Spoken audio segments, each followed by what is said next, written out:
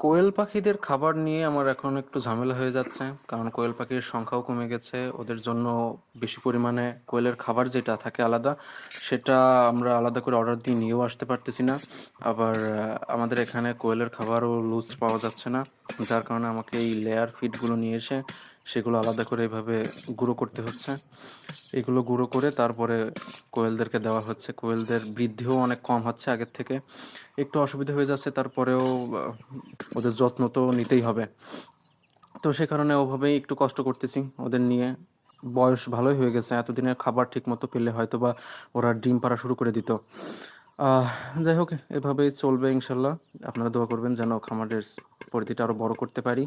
আমার মুরগির খামারের সাইডটা মোটামুটি চলছে। গতদিনে একটা বাচ্চা একটা বেজিতে ধরছিল, সেটা মারা গেছে। গলাশোলা বাচ্চা ছিল।